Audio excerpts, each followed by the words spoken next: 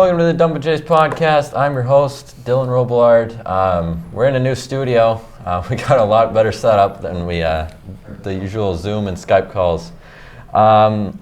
We have a full panel here today.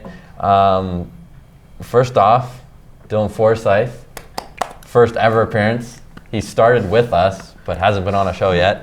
To my left as well, Nolan Chard, usual Leaf guy. And then we got a new special guest, Cale Hayes over there. Thank you. It's an honor. Before we start, all links will be in our description, all of our social medias. You can find us on Apple Music, Spotify, wherever you find your podcasts. Shout out to everyone behind the scenes today. We got a full crew with us. Very excited about it. We got people on cameras, got people in the back. Before we kick things off, I have to ask Dylan Forsyth here. How do you feel about the Cutter Gauthier returning to Philly? I, for one, think he's terrible physical play. Just didn't get in the way. People was scared of everything.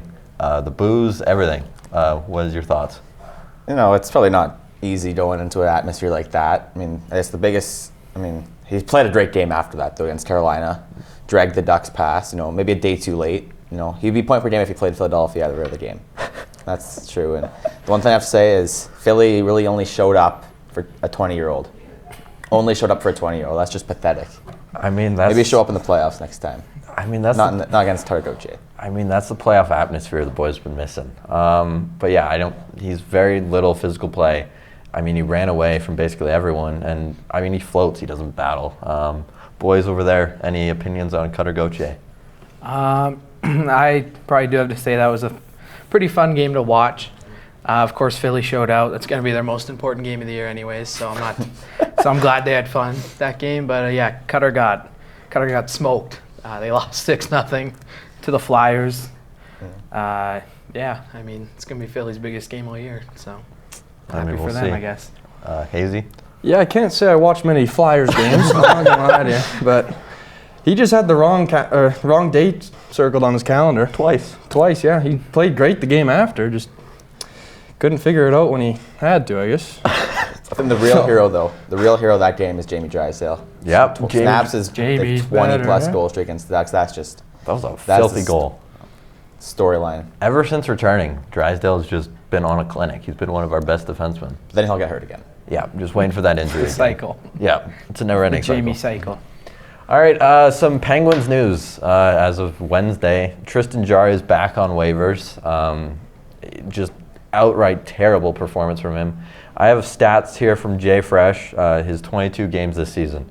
He allowed a goal on the first shot. He faced 6 times. On the second shot, 4 times. On the third shot, twice. On the fourth shot, 4 times. On the fifth shot, 3 times. He made it to 6 shots without allowing a goal. 6 times, 22 games. One person commented the stats don't add up. Looks like 19 games where he didn't make it 6 shots. More than multiple times on occasion, he let 2 goals in before the 6th shot. So that's just outright terrible. He has a 5-year deal that runs till 2027-28 that pays $26.875 million. That's got to be one of the worst contracts unless you're Cal Peterson. Boys, your thoughts? It's a hell of a contract for an AHL goalie. That glove side is terrible. I haven't watched many Penguins games this year, but by looking at the stats, what is this, the second time being put on waivers this year? He got put on at the start of the year. And just the stats you say, it pretty much sums it up. That guy is not NHL caliber this year. There is a good goalie that was born in Pennsylvania that could very well get traded, and his name is John Gibson.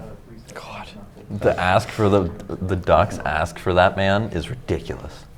Lucius Dostal's from Gibson 2.0. It's sad to see. Sad to see in front of our eyes. And the Flyers are connected to that, and I don't want any part of that. God, that contract is just terrible, especially for what the Flyers need right now. It's a goalie for sure. But I think we're okay. I would rather Kolosov, Fedotov, and Ersson over one Gibson for a first-round pick and 20 assets. 6'5". That's not ridiculous. For the Flyers, it kind of is when you already have 3 goalies and you're in a rebuild. Yeah. How is Fedotov? ass. Not great, if I'm being honest. He's kind of our second string right now. Erson's barely a starting goaltender right now. Doesn't he have an 880? Yeah, no goalie in the Flyers system currently has above a 900 save percentage. See, that could be a problem. All AHL goalies, all NHL goalies, none have better than a 900. Well, Carson Bjarnason. Carson Bjarnason is my GOAT. He will save this franchise if everything goes well.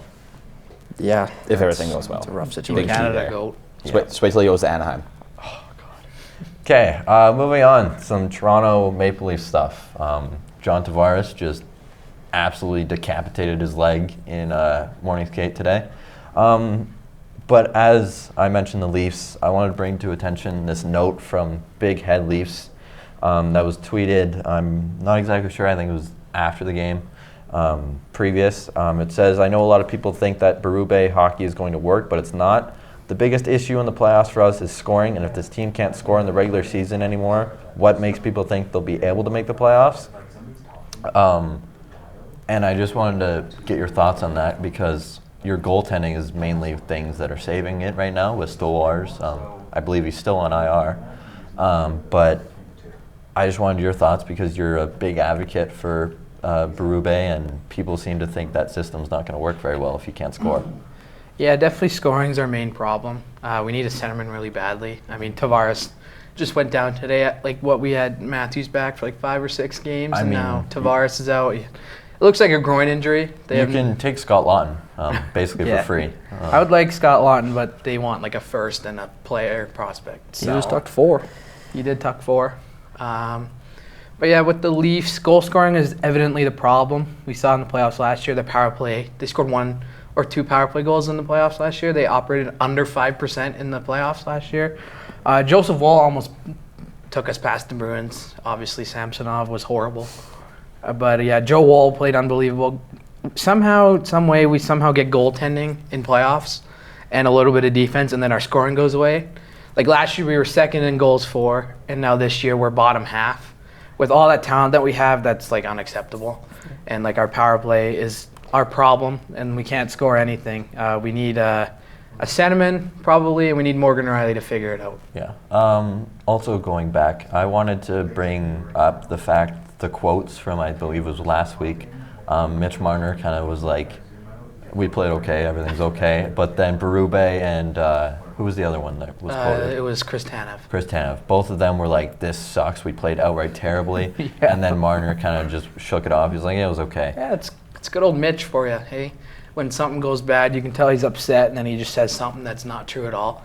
Obviously, we don't want to hear that after losing 3-0 to the Canucks on a Saturday night, where I'm online. I'm sure you guys saw about an hour before game time, there's a ticket in the front row that was $36,000. Imagine paying that stupid amount of money to sit front row and watch your team have 18 shots on net and score no goals after a team that got stuck on a plane in Carolina, couldn't travel because they had an ice storm.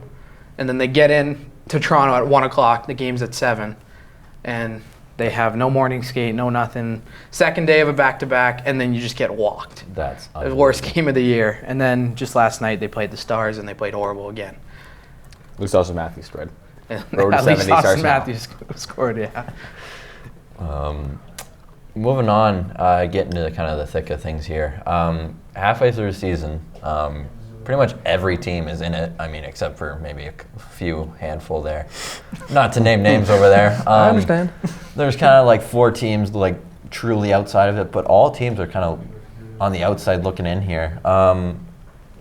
What do we expect looking down here the last 40-ish games? I mean, obviously, Columbus is in a playoff spot right now. Senators are on the outside. Montreal's on the outside. There's teams like St. Louis, Utah, Anaheim's kind of in the mix there. Even Philly's not completely out of it. Toronto's obviously sitting pretty, but it's hard to say except for maybe even the Sabres are kind of in it a little bit. As much as it's hard to say. No. In their division. But the bottom 3 there, Nashville, San Jose, and Chicago, those are kind of the 3. I believe the Predators still think they can figure this out, but that would need a miracle and probably 15 other things to go right for them. But what are your 2019 guys' moves. thoughts kind of on the playoff picture and where things are right now? I'll go to you, Forsyth. That's a lot more interesting, I think. I'm going to talk about the Ducks here, but I mean, they have not lost a game in regulation when they score more than 3 goals, which is like a crazy stat. But then they just can't score goals because their coach is something. I'm not going to say what Greg Cronin is, but it's just a lot more intriguing. It's like every game, obviously there's games where they're blowouts, but like when teams would beat, like the Ducks beat Carolina, like that's Or like the 6-0 blowout to the Flyers. yeah. We did it in honor of Tutter. Zero games played for Tutter, 0 goals. Actually, I'll go to Cale first. I've been a closet Columbus fan lately, and they're finally looking good. The young core's playing unreal.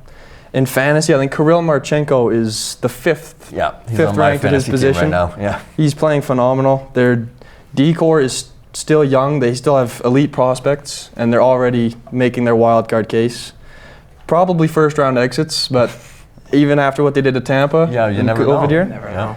that was one of the best series I've watched. It was electric. That Columbus team, just That crowd. Yeah. the crowd's awesome. I really want Columbus to make a run. I just want to butt in here. The only issue is their goaltending cannot stop a beach ball. Like That's they their have so many goaltending. goals to That call. is their big Elvis. problem. Maybe they need John Elvis. Gibson. They Maybe. could use a guy like John. And they got yeah. I will credit Chard here. At the start of the year when we did our playoff predictions and stuff, you said Utah you had Utah in the playoffs. And I mean, they're obviously fighting for a spot. I would love to see Utah in the playoffs. That's kind of a shot to Arizona, though. You haven't had playoff hockey there in a while, and you just make it first year in Utah.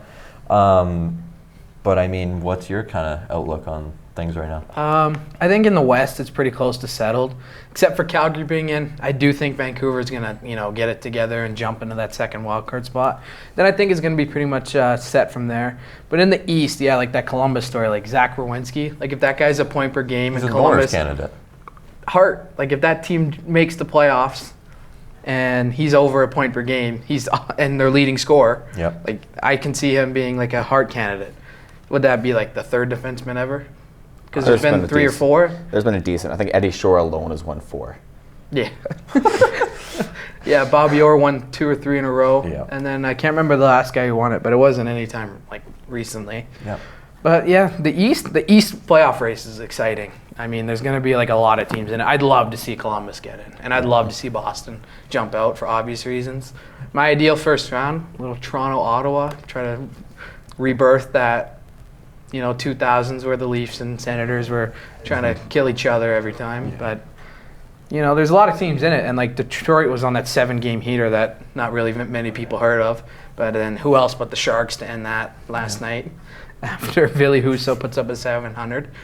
But yeah, I think the East is a lot of teams can jump in and fall out, but the West I think is pretty much set. Just only Vancouver's going to jump Calgary. Yeah. I like how the last couple of years it's been like down to the last game. Flyers weren't in a playoff. Well, we're fighting they for were. a playoff spot. Well, they were and then lost 10 straight. But it came down to that final game. I like that kind of atmosphere where you have to win every game near the end. Yeah. I want to mention Washington. Just unbelievable season from them. They're back to their 2018 ways. I was one person that thought they would be good, but I didn't think they'd be this good. Chard had them in the playoffs. I had the Flyers making it, and Washington not. But where it's looking right now, it's anyone's ball game except for that bottom 3. Cale, do you think Nashville has a chance here, the way they think they do? No. That team they start getting hopeful. They start scoring goals. Like yesterday, they just walloped Vegas, and then they're get back on track, and then they'll lose probably 4 straight coming up here. Yeah. So I've gained my faith, and then I've lost it pretty quick too. So we'll have to see, because nothing's going right over in Nashville. Nothing. And like sticking to Nashville, like they had a terrible start to the year, and you obviously had high hopes going into the year with all those signings. Everyone did, I think. They're making me look really dumb right now. I had them winning the Central, just due to a Norris candidate defenseman, Vezina Trophy goaltender, and their forwards obviously looks a lot more stacked. I mean, with signing Stammer and Marchessault, but little did we know Kiefer Sherwood is the missing piece. I mean, I had their coach winning the Jack Adams Award, for fuck's sakes. Like, what an absolute just turnaround disaster for Nashville this year. Okay, it's time to pay the bills here. Join the biggest ticket market in the world, rated 5 stars by over 6,000 people, and get the best seats available, whether you are looking for last-minute tickets or trying to lock down a future event. Download the app and sign up with SeatGeek for the best deals, and use code DumpandChasePod for $20 off your order. That's DumpandChasePod for $20 off. We want to eat, please. We need food. We need to pay the bills. We have a studio Student now. loans are pretty expensive. All right. Back to Predators talk here. I mean, we kind of mentioned it, what's wrong with them and what's kind of going on. They got big and hefty contracts to a lot of guys, like Stammer, Jonathan Marchessault, Brady Shea. They locked up UC Saros for 8 years, $61.92 million. Where do they go from here? Do you think this is just a down year for them? Like, can they move on to the next year? What's the problem here? I think this is just a down year for them. Like, if you look over the last month and a half, that top line of Stamkos, Marchessault, and Forsberg, they've been almost point per game. Marchessault and Forsberg are leading the team in points. They're doing what they need to do. Obviously not on that 40-goal pace like they both were last year. Same with Stamkos. He's getting older. He was strictly a power play guy, and even the power play has been weak this year, bottom of the league. But I think the main problem is the depth did not come to play this year. We lost guys like Kiefer Sherwood. We lost guys like Yakov Trenin, who were obviously identity. I watched pretty much every game last year, and they brought the team into it every time. Brought the team alive. The first line could be terrible. That third line would just go out there and do what they needed to do. But instead, we went top heavy. We got the stars out of the free agency, and it looks like it cost us. So now I guess we can bring the young guys into the game, get them developed under some 40-goal scorers, try and get them involved. Like Igor Shvechkov. We don't hit on many draft picks, but this guy looks pretty solid. He's big, physical, can score a goal, make a play. So that's just kind of what happened this year. Yeah. Next year's, hopefully they can kind of click. If not, just blow it up. Also to add to that, Nashville, I think it's kind of, for those guys like Marchessault and Stamkos, they didn't want to leave where they were. Stamkos wanted to stay in Tampa for the rest of his career. Marchessault did not want to leave Vegas at all. So they're probably obviously going through something like mentally, like they don't want to be there. Maybe they're just trying to engage themselves, trying to be there. But obviously they gave out some no movement clauses. They never did that before. And then obviously we heard Ryan O'Reilly this week. He's going to be treated like he has a no movement clause. Yeah. So he has to agree to where he's going. But yeah, those would be contracts that would not be easy to move if the plan is to blow it up. Yeah. Back to Ryan O'Reilly there. Do you think it's okay that he's being treated that way, or would you rather something happen or be moved that way? No, I like Ryan O'Reilly. He's another big identity piece on this team. He just does all the little things. He's the only really defensive forward we have, so he's huge on that penalty kill, which has actually been top of the league, so that's a one good note. So, yeah, he wins faceoffs. He's been playing okay this year. He's just kind of old. He's not going to be your 90-point player, but he's a great guy you need on a cup-run team. Obviously, he's been there, done that. So, and he's actually been in this exact situation before with the Blues. So you think he's not the problem and shouldn't be the guy being traded, but he's one of the only ones because he doesn't have those clauses in his contract? Yeah, I think he can stay. I really like Ryan O'Reilly, but fair enough. If he's traded, hopefully get good capital. But our center position's also really weak. So again, you can have Watton if you want. Yeah. Good. And O'Reilly was is being treated like this because he got signed by David Poile. Yeah. And he didn't do clauses at all. So now with Trotz as the GM, he's obviously gave out those clauses to the other big guys, older guys, that he has a lot of respect for. So that's kind of why I guess Trotz is going to be treating him that way. Yeah, I love Trotz. I love how he just like threw up the rebuild idea. And he's like, I'm gonna fucking destroy this whole fucking city. He is button mashing hard though recently. Yeah. I did not like that Carrier trade. No. I just want to mention I think I saw like somewhere online that UC Saros has like more shutouts than he did last year on a team that sucks. Like, He's the only fix. he'll have a good game here, then he'll just get blown to shreds. Yeah. It's a confusing season. Do we think Asgaroff was the whole puzzle piece here that's missing now? I didn't really like that trade, but overall, we got a first out of it. We got another high-end pick who looked great in the World Juniors. He was fantastic from what I saw.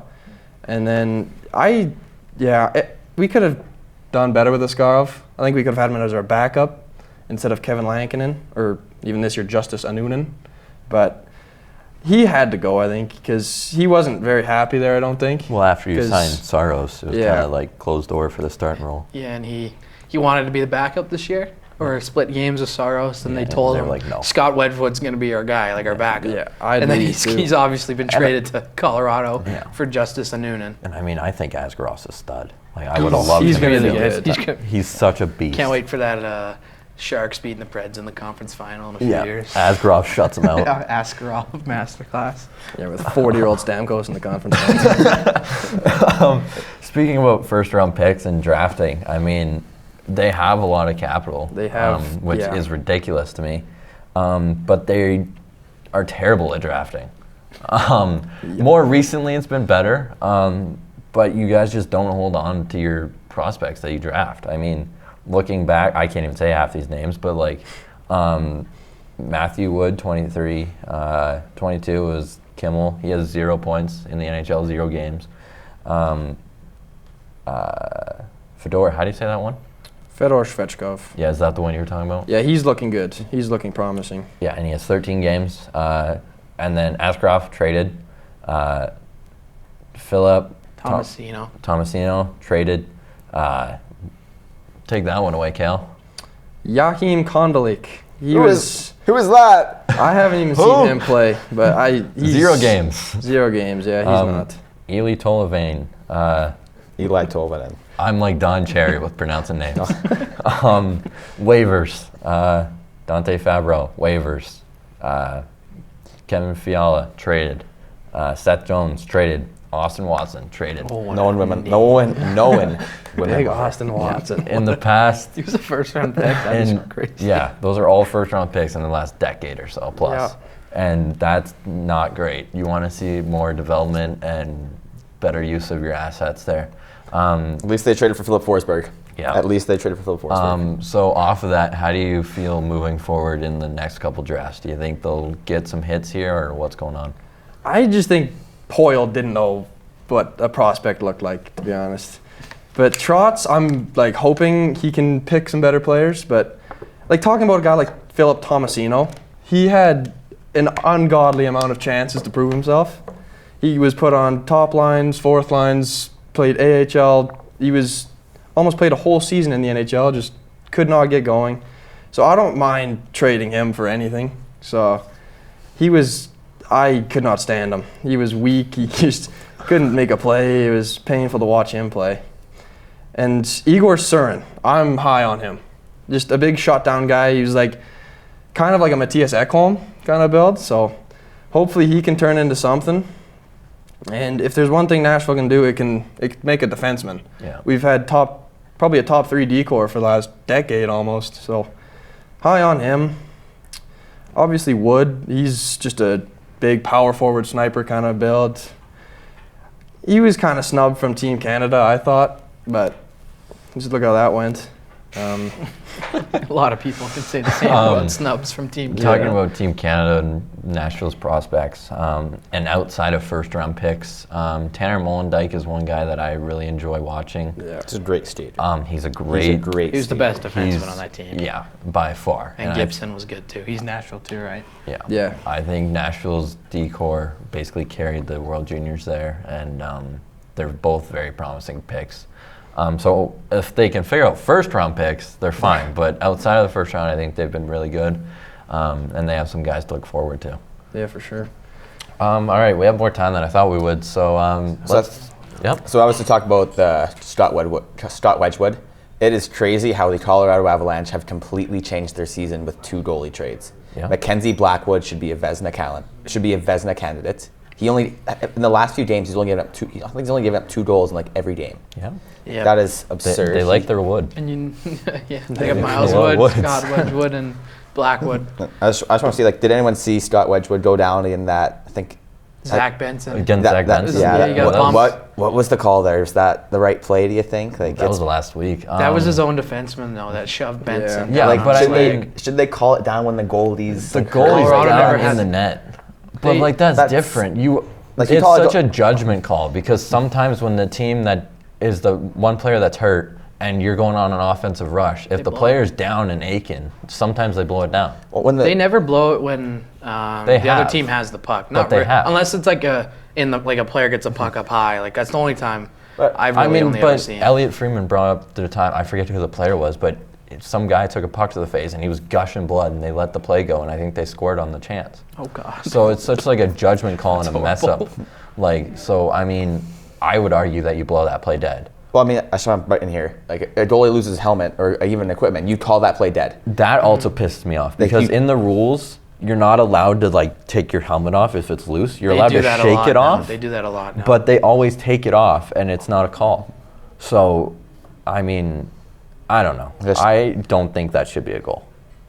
I just don't really get the difference. Like, goalie's down. That's almost the same as his helmet coming off, I think. Yeah, but I'm like he's unable to make the save either way. And he's I guess he can get hurt too. Yeah, in the someone state lets it he go was and in. he's not facing the net. Exactly. Or I don't know. He could've gotten more injured. It's just a rough play. It's a gray area. It's a very gray area. And it's just every I don't rule in know. the It's his own rule book defenseman that did it, and thank God. Like he's back now. He's backing up Blackwood. He did it yesterday against the Rangers. So I'm at least he's all right. But I mean Benson, they went after Benson as if it was his fault. He did score. Yeah. Benson got checked under the goalie. His leg went the wrong way, and then Benson did a wraparound goal right after that, while the goalie was hurt. Yeah. But I don't know. That's just I don't know. It's like you said, it's a very gray area. I want to talk about all the drama in the locker rooms recently with the Canucks and reportedly the Boston Bruins now, but Brad Marchand came out and said that's a bunch of bullshit. First, let's talk about the Canucks here. JT Miller and Elias Pettersson and even Quinn Hughes and the coach being fed up with it all. What's the fix here? Do we think any of them get moved? Do we think there's something more to this? Because JT Miller's more like the hard-nosed hockey player, kind of like the John Tortorellas of the world. And then Elias Pettersson seems like he kind of just wants to do his own thing and is more like less pushing on players. Do we think any of them get moved? I'll go to you, Hayes, first.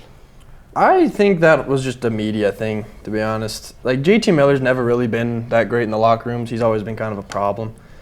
But as a player, and Pettersson's been struggling for the last while now, and as the main guy on that offense, you gotta kind of get your guys going, because right now they're not in a playoff spot. And last year in the playoffs, when I watched Elias Pettersson play Nashville, he was just abysmal. So you got to get that guy going. If he can't figure it out, I think JT Miller's in the right. I think he could stay, but Elias Pettersson might need to go. Yeah, I think it's easier to move one or the other, but obviously a lot more people want Pettersson as his age, and JT Miller's the older guy. And one of them has a no-move clause, but one doesn't. I forget who it is. I think it's Pettersson. I would imagine Pettersson. His is what, first or second year on that big 11+ mil deal? And I don't know. I think JT Miller's the best forward on that team. That guy drags his team into the fight every single day. Not Kiefer Sherwood. I mean, Kiefer Sherwood recently. Kiefer Sherwood this year, definitely that guy was he was fourth line on Nashville. That's where he belonged. He's a great fourth liner last year. He almost had 30 points in 70 games, and then this year he got put on that top line with Pettersson for 4 or 5 games, and he had a hat trick. He had 7 points in 3 or 4 games. Yeah. is ridiculous. Like that guy's insane this year. But back to the Pettersson and Miller, if they're trying to win like this year, they can't move them. They just kind of got to smack them both on the back of the head and tell them to figure it out. You guys get paid. Miller gets paid $8 million for the next 3 or 4 years, and Pettersson's getting 11 plus for the next 7 or 8 years. They kind of just got to grow up at some point. I'd love to see him in that Four Nations though, because Pettersson's on Sweden and Miller's on USA. Miller just blow up Pettersson center ice. That would cause some problems. I forget what I was gonna point to, but Forsyth, you got anything? I think it's kind of like the media too. Like you never really know what's going on. Like they don't really show you what's in the. That's fair enough. Quinn Hughes. Apparently, it's been reported that he is also kind of kicking tires at this stuff, and he's a little bit tired of it. And if your captain's having a fuss about it and he's over it, as well as your coach, do you think that creates more of a divide that you can't really fix to a certain point? I don't know. Like, I think Quinn Hughes is not a great captain. I think it should be JT Miller. I'm not going to lie. Damn. Quinn Hughes is great and all, but I don't think he can lead that team. I think he's too quiet. He's just leads by example, I guess. But if you want my ideal captain is a JT Miller, Adam Lowry type of guy. Go out there, lay the bod. He's not your top guy, but he can make a statement. He can do what he needs to do. He can pull the team together. He can play with anybody. But yeah, I don't know. Quinn Hughes as the captain, you got to get those guys under control. So fair enough. If he can't do that and he only talks to the media about it, from what we've seen, that's a problem. Anything else from you two? I mean, Hughes, best player on that team, definitely. He's got, like Cale said. But I think he should be the captain. Miller's known as a hothead everywhere he's went, like from Rangers to Lightning to now the Canucks. He's always been a hothead, and we've seen it. Like that iconic clip of there's a delayed penalty and his goalie's not moving. He just starts slamming his stick on the back of the net, yelling at the goalie. But, yeah, I don't know. Hughes has kind of got to get his boys together. Like, you can't have – I would say their two best forwards, Pettersson and Miller. Yeah. They got to work it out. Like they are the face and the identity of that team. Yeah. Like Pettersson had a great weekend. Like watching that Leafs and Canucks game, best game Pettersson's played all year. He had no points, but he shut down the Leafs. Yeah. He played great. He had 5 block shots that game. Yeah. And I don't know if you saw, but the Canucks were all chanting Selke as he blocked a shot, and they all started chanting Selke and everything. And those trades don't typically happen either. Those are big names to go on the trade market. It's looking too much like the NBA, bro. They got to stay back. They got to stay there. We don't need no KD anymore. KD to Golden State. Forsyth, anything to add? So pretty much everything's been said. All right. And then we go to more drama. The Brad Marchand and David Pastrnak, and how the Boston Bruins room is a pile of shit as well. This quote is from Keefe. He was the guy that broke the firing of Boston's coach. Why can't I think of his name? Montgomery. And he was ahead of it by everyone, and then he kind of made a name for himself. So then people kicked tires on this one. The locker room is a disaster, and David Pastrnak is the center of it. David Pastrnak has told the team he doesn't want to be on a line with Brad Marchand, and it may stem from Brad Marchand calling out Pastrnak from some of his play. And then, not a day later, Brad Marchand took to the media and just wiped the floor with the guy. He blew up. Told him that he should lose his job. He's so good at it too, man. And it's just a complete backfire for Keefe there. And obviously, you kind of just have to take the player's word for it. It's kind of hard to say who's in the right here. But to make matters worse, Keefe quoted the Brad Marchand interview and said, "Now I got Marchand calling for my job. No one acts this way if the story is really false. Thanks for the clarification." What are your boys' thoughts on that? I'll go to you first, Forsyth. Brad Marchand might become the greatest NHL player to rip into reporters. Obviously, the stuff with Biz. That's just cinema right there. I think it's just the same thing. I think with Pettersson, he won't really know what's ever going on. He can't really say what's in the room. It's all hearsay, really. Yeah, and I mean the Bruins admin as well, posting photos of the two of them together during warm-ups and just picking at it. But yeah, like I said, Marchand, there's zero truth to it, to him and being a problem in the room. He's one of the most loved guys in the room. And the reason they don't play on a line together is for more depth. And you create depth that way. You can put 2 of your best players on 2 separate lines. That's a recipe for success. I just want to kind of go back to like a point. I think last playoffs when they were playing the Leafs, wasn't he Pasternak called out by Montgomery? And he scored He did before sco- Game 7. Yeah, and then he scored Game 7. So, Both maybe- of them OT were, though. winner. Yeah, Like you wanna know, Marchand I'll and tell Pasternak have been called out by them. So, I mean, it's nothing new. Anything from your side of the table? I don't know. That firing Montgomery was a terrible Yeah. idea. I don't know what they were doing there. So that I think was just a downfall of this team. Rough starts happen, but firing your coach right after, that's one of the dumbest things I've seen. Yeah. Not to mention, you also have your star goalie not doing any training camp, going in raw. Yeah, That's just gotta- going after Yeah. signing a big contract that's not looking pretty right now either. Made a big fuss, got his contract, and stunk it up. But I mean, that's kind of what the Bruins and those top teams do. They have no patience for being a bad team. If something's not going wrong, their Ken and their coach are doing something big. Chard, your thoughts as a Leafs Here fan? for it. Here for it. I hate the Bruins. They've owned the Leafs for a long time now. They've been, making the playoffs and, dominating for 10, 15 years. Not even. They had there was a stretch, 2015, 2016, where they didn't even make the playoffs, which is absurd. Yeah, but, they're still, still, like, nobody was it- remembers that. 2019, they go to the finals. 2023, they have the best regular season ever. They're And a powerhouse. are dog shit in the playoffs. Bombed by the Panthers. Leafs got pumped by him, too. But, I'm here for it. I love that guy. I think he said Keefe. Yeah. Rick Keefe. He tweeted again, or a different tweet. I was listening to Spit and Chicklets, and they talked about the whole thing. And he tweeted about all the things he's been right about. And he's like, why, if this is actually happening in the locker room, why would you tell the truth about that out? You have Yeah. more to lose, so you're not going to lie to you're going to lie to the media, so then that whole locker room doesn't blow up. Yeah. I mean, looking at his profile here, he's got 39.9K followers, and he's a bigger name in the media. I'm not sure what else he's been right about. I don't really pay attention to Bruins media, but I've just heard about him being right about Montgomery and being ahead of some stuff.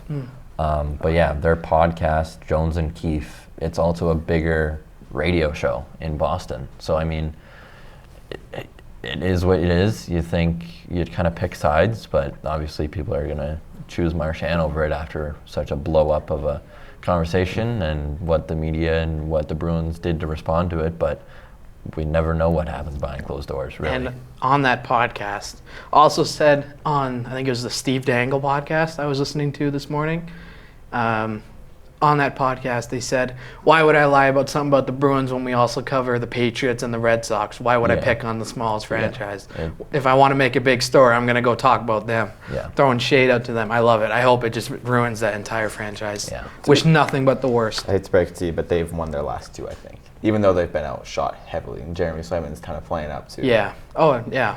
I mean, I know. But Time will they're tell. still they're 20 and 18, and then however many OT losses. Yeah. Time will tell. I'd love to see them get the boot out of the playoffs. I mean, anything else to touch on, boys? I think we're pretty much wrapped up here. Pretty good. All right. Thanks, everybody, for joining. This was our first episode in the new studio. Hopefully this will be a regular thing. I'm not sure when we'll schedule for uploads regularly now because we're doing these in the middle of the week. I'm kind of aiming for the Friday, kind of start your weekend off that way. But yeah, I think that's pretty much it.